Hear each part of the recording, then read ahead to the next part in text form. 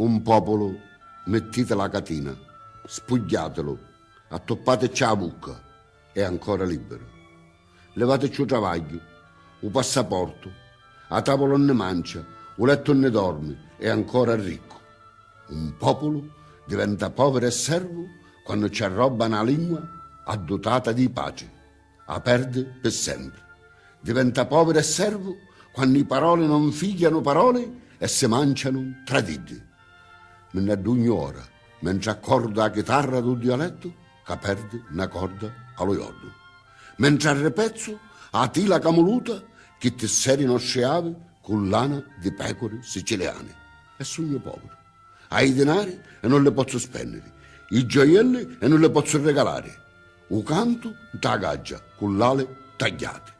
Un povero che adatta in temi scippe da madre putativa che lo chiama figlio, pinciuria.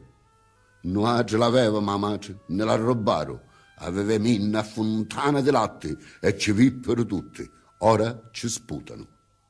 Ne restò a voce, didda, a cadenza, a nota vascia du suono e du lamento. Chissi non ne possono rubare.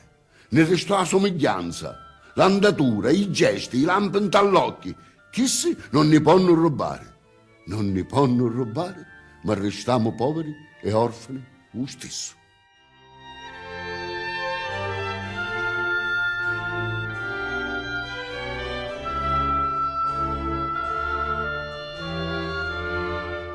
È molto importante, io credo, preservare le lingue nazionali, le lingue regionali e anche i dialetti, perché in quest'epoca di mondializzazione assoluta significa resistere ai processi in atto di uniformazione planetaria e di imposizione del modello unico dominante.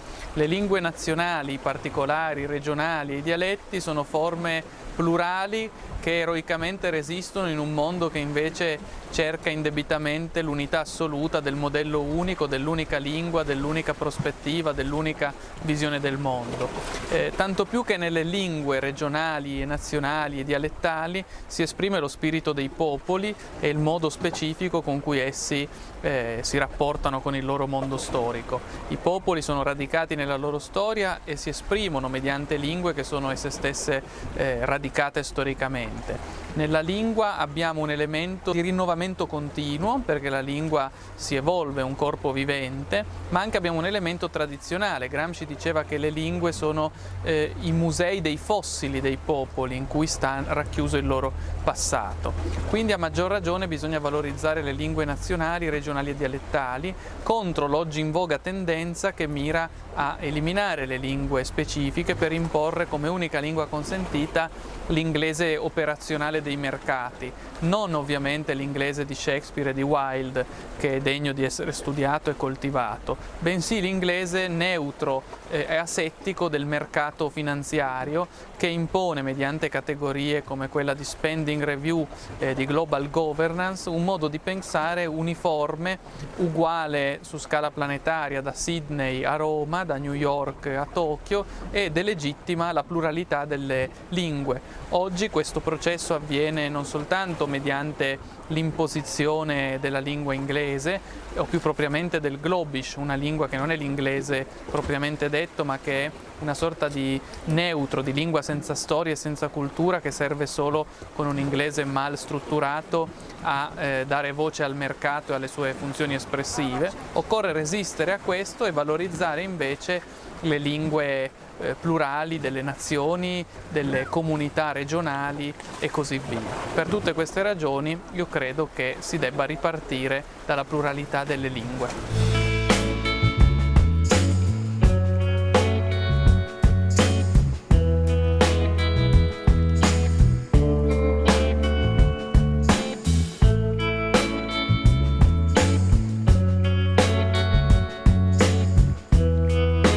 La specificità dell'Italia sta nel fatto che oltre alla lingua nazionale, l'italiano, essa consta di moltissime lingue regionali, dialettali, che costituiscono la ricchezza linguistica del nostro paese e che andrebbero ovviamente preservate.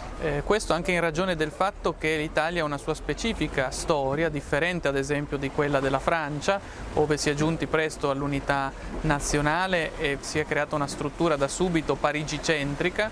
In Italia invece si è arrivati molto tardi all'unità nazionale e la stessa storia dell'Italia è una storia di realtà plurali, di città, di comuni, dove anche le lingue erano molto differenziate e erano, per così dire, plurali.